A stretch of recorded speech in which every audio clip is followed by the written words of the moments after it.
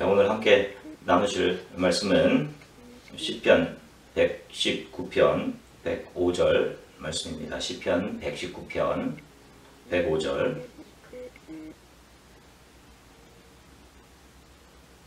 찾으셨으면 저와 우리 성도님들이 함께 한 목소리로 하나님의 말씀을 읽으시겠습니다. 주의 말씀은 내 발의 등이요 내 길에 비치니이다. 아멘. 잠시 기도하겠습니다. 사랑의 주님, 참 감사합니다. 주님, 저희들이 있는 공간은 다르지만 그래도 하나님의 말씀 안에서 하나 되게 하시고 또 하나님의 말씀 안에서 하나님의 임재를 함께 경험할 수 있게 하셔서 감사드립니다. 저희들이 하나님께서 저희들에게 맡겨주신 것 하나님 앞에 올려드리고 하나님 앞에 봉헌하고 이것이 귀하게 주님의 나라를 위해 사용되기를 간절히 소망하는 마음으로 하나님께 올려드립니다. 이들이 봉헌한 헌금 위에 하나님께서 축복하시고 이것이 정말로 지금 이 시간에도 주님의 나라와 복음을 위해 쓰는 선교사님들을 돕고 하나님의 나라가 온전히 확장되고 이곳에서 많은 청년들과 또 많은 사람들이 주님을 알게 되는 일에 귀하게 사용되도록 하나님 도와주시기를 간절히 소망합니다. 하나님의 말씀이 증거되는 시간 성령께서 우리의 마음을 뜨겁게 해주시기를 간절히 소망하며 예수 그리스도 이름으로 기도드립니다. 아멘. 할렐루야. 자, 여러분 또 한 주간 동안 평안하셨습니까? 이 시간쯤이면 저희들이 이제 캄보디아에서 사역을 마치고 프놈펜에서 비행기를 타고 이제 한국을 향하는 비행기 안에 몸을 싣고 있을 시간이라고 생각을 합니다. 여러분들 계속해서 기도해 주시고 부족한 종이 없는 기간 동안 교회를 더 사랑하시고 또 여러 성도들 서로 격려하시고 또 연락하셔서 하나님의 말씀으로 권면하시고 또 안 나오시는 분들들 여러분들 또 어떤 일들이 있는지 기도의 제목들을 나누고 그런 교제들을 더 깊게 지속해 가시기를 간절히 소망합니다. 저는 카메라 사진을 배웠습니다. 제가 수술을 마치고 나서 잠시 집에 있는 동안 카메라를 배우게 되었어요. 제가 사진을 배울 때 그때는 이제 막 그 디지털 DSLR이라고 하는 그 디지털 카메라가 나오던 막 시절이었기 때문에 저는 그 필름 카메라와 디지털 카메라를 동시에 배울 수 있었습니다. 제가 배운 카메라의 원리 중 가장 중요한 것을 하나를 꼽으라고 한다면 좋은 카메라맨이 되기 위해서는 셔터를 아껴라 라는 것, 또 주제없는 사진을 찍지 마라 하는 것, 이 두 가지 가르침이 좋은 사진을 찍기 위한 중요한 요소들이라고 생각을 해요. 아마추어들은 사진 안에 이것저것을 다 담아내려고 합니다. 그러나 전문가는 사진을 보면, 그들이 찍은 사진을 보면 이들이 무엇을 담아내려고 하는지를 사진을 보면 정확하게 알 수 있습니다. 한 가지 주제들을 담고 있어요. 저는 이것이 우리 크리스찬들의 삶에도 적용이 된다고 생각을 합니다. 저와 여러분들 모두가 지금 확실하지 않은 인생을 걸어가요. 앞에 좌변 확실히 결정됐을 수 있습니다. 그러나 여러분, 내일, 모레 우리 앞에 어떤 일들이 있는지 몰라요. 안개 속을 걸어가는 그런 삶을 살아가고 있습니다. 이런 삶을 살아가는데 어떤 삶이 귀한 삶인가? 여러분, 우리가 세상적인 상식의 선에서 이해를 할 때도 가장 중요한 삶은 삶의 초점이 정확하게 맞추어져서 살아가는 삶이다 라고 세상 사람들이 이야기할 것입니다. 너무나 많은 것을 인생에 담아내려고 하면 정작 중요한 것은 한 번도 못 담고 인생을 마칠 수도 있을 것입니다. 그러면 도대체 우리 삶에 무엇이 가장 중요한 것일까 하는 질문이 남아요. 올해 우리 주안의 교회는 우리가 1년 동안 성경을 한 번 다 읽어갈 것입니다. 여러분 지금 잘 따라오고 계십니까? 아마 지금쯤이면 에스라를 지나서 이제 느헤미야 정도 가지 않을까 생각을 하는데, 왜 우리가 이것을 읽어가느냐 하면, 여러분 크리스찬들에게 가장 중요한 것은 하나님을 아는 것입니다. 그러면 하나님이 우리에게 자신을 어떻게, 무엇을 통해 자신을 우리에게 보여주시느냐, 그것이 성경입니다. 하나님의 말씀은 우리의 삶을 가장 중요한 것에 초점 맞추게 해줍니다. 하나님의 말씀을 전혀 알지 못하고 하나님의 말씀을 읽지 않고 하나님을 안다는 것은 있을 수가 없어요. 성경을 읽어나감을 통해서 하나님의 사람들은 조금씩 자신의 삶을 하나님의 말씀 안에 주신 가르침과 약속들 안에 초점을 맞추어 가게 됩니다. 세상에는 많은 학문들이 있어요. 그러나 여러분 안타까운 것은 인생의 원리가 각자 사람들에게 정확하게 다 맞는 그런 인생학이라는 것이 없어요. 왜? 이것은 보편적인 법칙이기 때문에 그렇습니다. 어느 정도 법칙이 적용이 되고 이 어떤 좀 통계가 좀 상관관계가 맞고 그렇게 해야 학문으로 인정하고 연구해 볼 텐데, 각 개인에게 맞는, 한 사람 한 사람에게 정확하게 들어맞는 이런 것들, 인생학 이런 것들은 있을 수가 없어요. 동양에는 관상학이라는 게 있습니다. 거기 보면 귀가 길지 않은 사람은 귀가 긴 사람에 비해서 일찍 죽습니다. 관상학에 보면 그래요. 그런데 예전에 저희 옆집에 사시던 할머니는 귀가 짧으신데도 98세를 사셨습니다. 이 사람의 미래가 어떻게 진행될지 아무도 예측할 수가 없어요. 학문으로 가능하지 않습니다. 우리의 미래는 하나님의 말씀 안에서 그분이 작정하신 대로 분명히 이루어져 갑니다. 이것이 성경이 우리에게 확실하게 가르쳐주는 교훈입니다. 그래서 하나님의 말씀을 붙들고 지금 오늘 앞은 캄캄한데 그 말씀대로 믿음과 순종과 인내로 살아가는 사람의 미래는 분명하건대 확실히 열려있게 될 것입니다. 역사라는 것 자체가 히스토리, 그분의 이야기, 하나님의 말씀이 이루어져가는 장이라는 뜻입니다. 내가 혹은 우리가 역사의 주인공이 아니라 하나님이 역사의 주인공으로 우리를 사용하시는 것입니다. 내가 주인공이라는 생각을 버려야 됩니다. 우리의 삶이 가장 아름다울 수 있는 것은 우리의 삶을 통해 하나님이 드러날 때입니다. 여러분, 이것이 가장 아름다운 삶이고 이 삶이 가장 위대한 삶인 것입니다. 여러분, 우리의 인생은 개인의 계획이나 판단이나 합리적인 생각이나 세상 사람들이 말하는 성공적인 어떤 삶을 살아가는 처세술이나 법칙에 따라 좌지우지되는 것이 절대로 아니에요. 그 모든 것 위에 하나님의 말씀이 있음을 꼭 기억하시기 바랍니다. 이것 때문에 바로 우리가 날마다 하나님의 말씀을 읽고 묵상해야 하는 이유가 있는 것입니다. 오늘 본문에서 이 기록자는 하나님의 말씀은 내 발의 등이요 내 길의 빛입니다 라고 고백을 하고 있습니다. 이것은 험난하고 앞이 보이지 않는 인생을 하나님의 말씀대로 살아온 자의 고백입니다.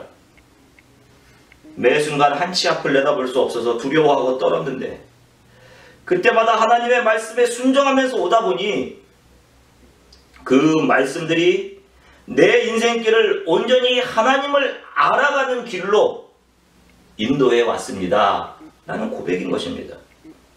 저와 여러분들이 이 세상의 모든 학문과 법칙들 위에 하나님의 말씀이 있다는 사실을 기억하시고 믿고, 여러분 날마다 매일 하나님의 말씀을 읽으시고 묵상하시고, 특별히 학생들은 수업의 중간중간 시간마다 하나님의 말씀을 붙들고 읽고 그 말씀에서 주시는 은혜대로 하나님의 말씀에 순종하며 하루하루를 살아가게 될 수 있기를 간절히 바랍니다.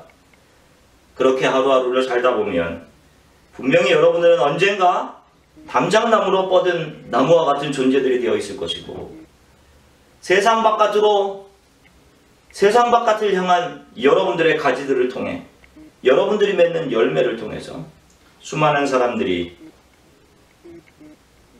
하나님의 생명 안으로 들어올 수 있게 될 것입니다. 그리고 언젠가 여러분들의 삶을 뒤돌아보면서 여러분들도 또한 똑같이 주의 말씀은 정말로 내 발의 등이었고 내 길의 빛이었습니다, 이런 고백을 할 수 있게 될 것입니다. 성경에 기록된 대로 언젠가는 반드시 이 온 땅에 하나님의 복음이 편만하게 증거되게 될 것입니다. 하나님께서 하박국 선지자를 통해서 하박국 2장 14절에서 대저 물이 바다를 덮음같이 여호와의 영광을 인정하는 것이 온 세상에 가득하리라 라고 말씀하셨기 때문이에요. 여러분, 누가 알았겠습니까?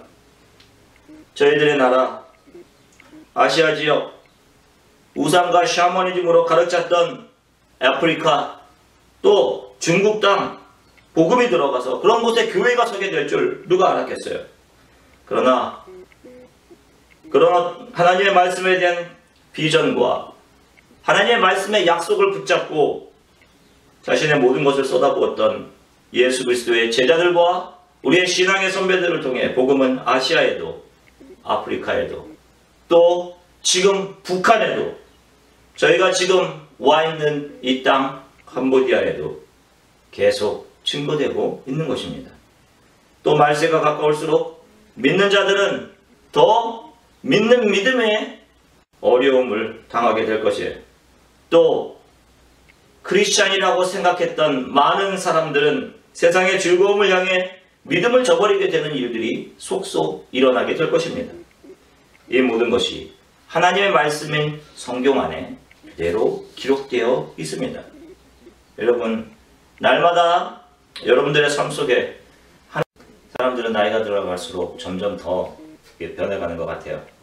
그래서 다 자기가 옳고 다른 사람이 틀리고 모든 것을 자기 생각과 경험을 통해 판단하려 합니다. 이것이 세상 사람들의 특징이에요. 그래서 고집이 생기고 화를 참지 못하고 불화와 싸움을 일으키는 원인이 바로 여기에 있는 것입니다. 그러나 크리스천들은 하나님을 알아가면 알아갈수록 하나님의 말씀에 자기의 생각과 자기의 의지와 자기의 모든 것을 하나님의 말씀 안에 놓으려고 합니다.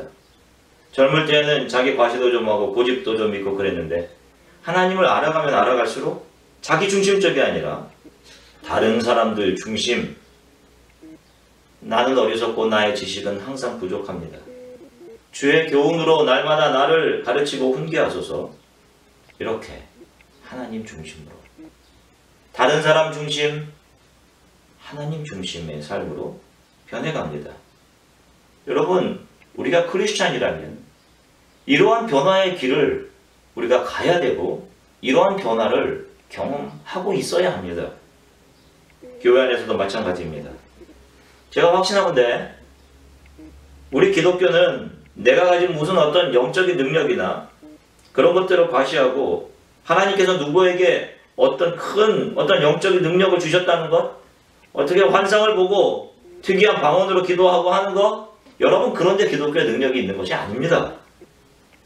얼마나 나의 모든 것을 다른 사람에게 내어주는 사람으로 변해가느냐, 얼마나 주 예수 그리스도께서 나에게 맡겨주신 사명 중심의 사람으로 변해가느냐, 예수님처럼 자기 자신의 모든 것을 내어주면서 다른 사람을 사랑하고 영혼들을 위해 기도하면서 그 영혼들이 돌아오는데 나의 모든 것을 내어줄 수 있느냐 하는 것, 바로 이것이 우리 기독교의 크리스찬의 핵심인 것입니다. 이렇게 변해야 하는 것이 바로 예수님께서 우리들에게 주신 명령이고 당부입니다.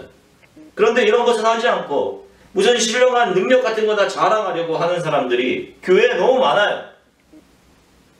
그저 교회에서 교제만 하려고 하고 앉아서 우리들끼리 적당히 교제 누리면서 그냥 잘 먹고 잘 살려고 하는,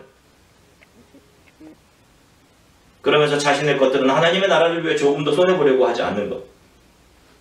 여러분, 하나님을 위해 내어놓는 것이 하나도 없으면서 외치는 소리는, 외치는 방언은 울리는 꽹과리와 같다.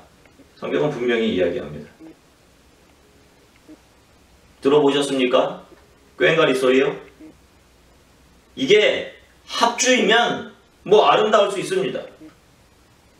그러나 이 꽹과리 혼자 친다고 생각해 보십시오. 특별히 밤중에 이걸 친다고 생각해 보세요. 듣기 싫은 소리입니다. 자기를 버리지 않으면서, 다른 사람들을 용서하지 않으면서, 자기의 것을 손해보려고 하지 않으면서 교회 안에서 소리를 크게 하고 리더라고 이야기하고 방언을 하고 하는 것이 다 이렇다는 것입니다. 답답할 때가 있어요. 가끔 크리스찬들을 보면 기도를 많이 한다고 하는 크리스찬인데 여전히 욕심이 많고 자기가 심판자입니다. 기도를 많이 하면 심판자로 변화되는 어떤 권능을 하나님이 주시는 것입니까? 그렇지 않아요. 자기 안을 깨끗이 비우고 예수 그리스도로 채워가야 하는 거 아닙니까?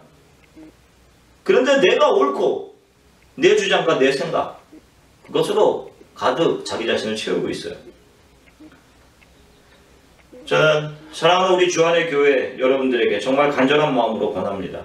여러분들은 날마다 여러분들 자신을 부인하는 겸손한 크리스찬들이 되시기를 간절히 소망해요. 여러분 신령한 거, 무엇인가 눈에 보이는 증거, 이런 것이 중요한 것이 아니라 여러분들 자기 자신들을 지금 하나님께서 요구하는 필드 안에서 여러분들의 것들을 내어주는 것이 중요한 것입니다. 다른 사람들을 나보다 더 귀하게 여기고 긍휼히 여기고 사랑하는 것이 중요한 거예요. 내가 드러나는 것이 중요한 것이 아니라 나를 통해 주 예수 그리스도가 드러나고 다른 사람이 살아나고 예수 그리스도의 사랑 안으로 들어오는 것이 중요한 것입니다.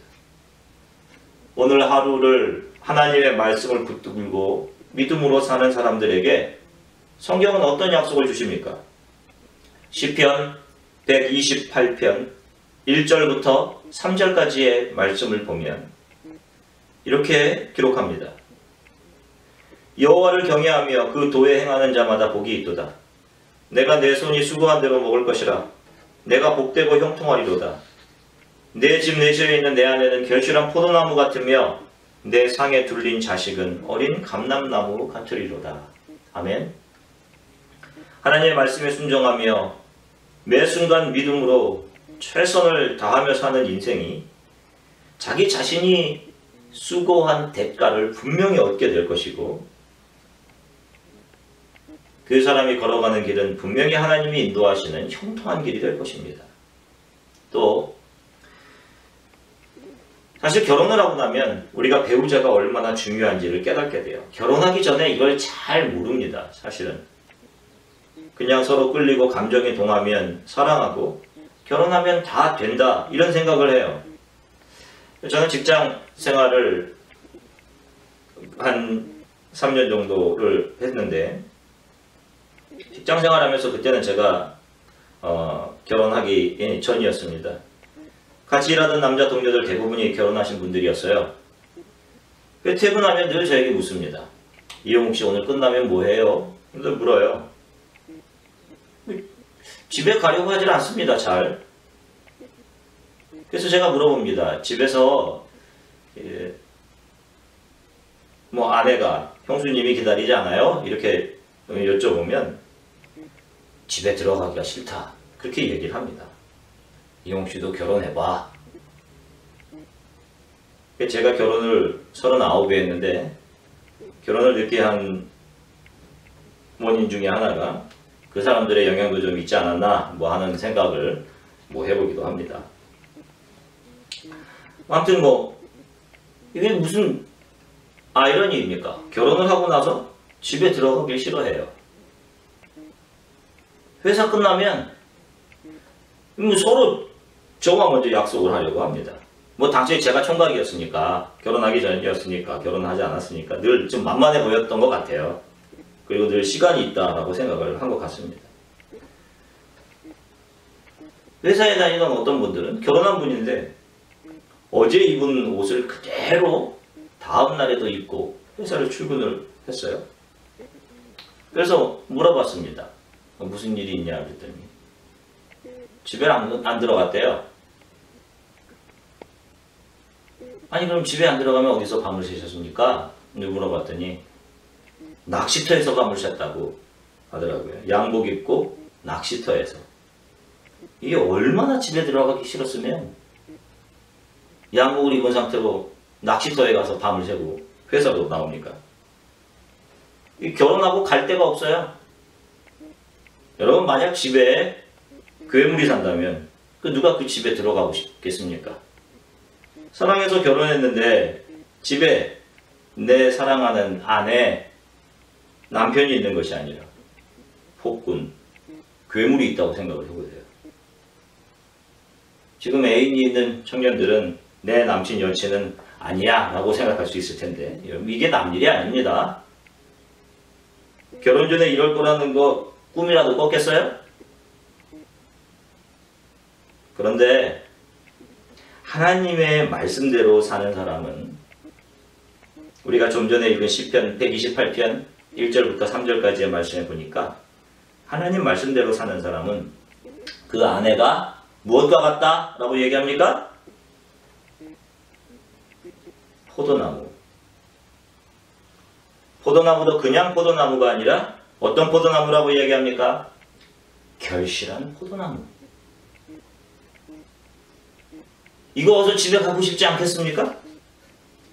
향기로운 포도나무. 또 자녀들은 어떻습니까? 여러분 자녀들 속썩이면 부모의 마음이 얼마나 타들어가요. 바깥에서 힘들게 일하고 집에 들어갔는데 모처럼 자녀가 달려오면서 한다는 말이 아빠 내일 학교에서 아빠 오래요. 그래? 무슨 좋은 일이니? 아니요. 사고 쳐서. 뭐 이러면 이거 기쁨이 있겠습니까? 그런데 하나님의 말씀대로 사는 사람들의 자녀들은 어떻다라고 말씀합니까? 어린 감람나무 같다. 이 표현이 얼마나 이쁘고 아름다운지 몰라요. 찌르는 가시나무가 아니라 감람나무. 이 감람나무는 올리브나무입니다. 이것이 하나도 버릴 것이 없어요. 줄기에서 나온 가지는 목자의 막대기로 쓰였고 뿌리 부분에서 나온 가지는 목자의 지팡이로 쓰였고 나무는 단단해서 솔로몬 때 성전을 지을 때 성전의 문짝과 문설주를 만들 때 이 나무가 사용되었습니다. 올리브나무 열매는 최고의 건강식품이고 올리브로 짠 기름 또한 최고의 고급 기름입니다. 버릴 것이 없는 나무.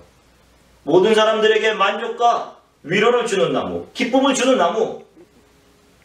힘든 부모를 위로하는 자녀, 힘든 부모에게 기쁨을 주는 자녀. 여러분 무엇으로부터 이것이 온다고요? 교육이라고 했습니까? 물론 교육도 중요하겠지만 하나님의 말씀대로 하루하루를 살면 세상적인 방법이 아닌 하나님의 말씀으로 자녀를 가르치면 나의 삶으로 하나님의 말씀대로 사는 모습을 자녀들에게 그대로 보여주면 우리의 자녀들을 어떤 자녀 되게 해주시겠다고 약속하십니까? 감람나무입니다. 이게 얼마나 귀한 약속이에요. 하나님의 말씀대로 사는 자들에게 주시는 약속입니다. 아직 결혼하지 않은 총각처녀 청년들은 꼭 기억하십시오. 여러분 결혼이 정말로 중요한 것입니다. 단순한 감정으로 결혼하는 게 아니에요. 여러분 오늘 하루를 하나님의 말씀대로 살아가십시오. 그러면 하나님께서 여러분들의 결혼 생활과 그 앞길까지 지켜주실 것입니다. 사랑하는 주안의 교회 성도 여러분, 오늘부터 다시금 놓았던 하나님의 말씀, 성경을 손에 붙드시고 여러분들 그것을 읽으시고 날마다 묵상하시고 그 속에서 하나님께서 우리에게 요구하시는 것들과 하나님의 약속을 붙들고 살아가시기를 간절히 축원합니다. 그 읽은 말씀에 나의 삶을 날마다 비춰보십시오. 그리고 말씀이 요구하는 대로 나의 삶을 날마다 고쳐 가시길 바랍니다. 하나님의 말씀의 요구를 날마다 지키시고 그 약속을 날마다 기대하시고 신뢰하시기 바랍니다. 여러분들이 가장 기뻐하는 하루의 시간이 하나님의 말씀을 붙잡고 하나님의 말씀을 대하고 읽고 듣는 시간이 되기를 간절히 소망합니다. 그 말씀이 여러분들의 삶의 빛이 되고 길이 되어서 여러분들의 신앙의 여정을 온전히 이끌어 가게 되기를 주 예수 그리스도의 이름으로 간절히 축원합니다. 기도하시겠습니다. 사랑해 주님 감사합니다. 시편 기자의 고백처럼 때로는 나의 삶에 많은 굴곡이 있었고 이해하지 못하는 상황과 환경이 있었지만 그 가운데서도 하나님의 말씀을 붙잡고 살아온 나의 인생을 돌아보니 하나님의 말씀은 내 발의 등이었고 내 길의 빛이었습니다. 라는 고백을 주님께 올렸습니다. 주님, 오늘 이 말씀을 들은 우리 주안의 교회에 속한 모든 성도분들 한 분 한 분의 삶이 이런 삶 되게 해주십시오. 날마다 하나님의 말씀에 비추어 자신의 삶을 점검하고 하나님의 말씀을 읽고 묵상하는 시간이 삶의 가장 기쁜 시간 되게 도와주시기를 간절히 소망합니다. 한 주간도 우리 성도들의 삶을 눈동자와 같이 지켜주시기를 간절히 소망하고 한 주간도 이들이 하나님의 말씀 속에서 기대와 약속과 평안과 또 하나님만이 채우시는 화평으로 가득 찬 하루의 삶을 살아갈 수 있도록 일주일의 삶을 살아갈 수 있도록 주님께서 도와주시기를 간절히 소망합니다. 이제는 우리 주 예수 그리스도의 은혜와 아버지 하나님의 측량할 수 없는 사랑과 성령님의 감화, 감동, 위로, 충만, 교통, 치유하심이 이제부터 다시금 하나님의 말씀을 손에 붙잡고 그 말씀을 읽고 묵상하고 마음에 새기며 나의 생각과 의지가 아니라 하나님의 말씀이 요구하시는 대로 나의 삶을 살아가겠습니다 라고 결단하고 이전을 떠나는 우리 주안의 교회에 속한 모든 성도들 머리머리 위에 지금부터 영원토록 함께 하시기를 간절히 축원하옵나이다. 아멘.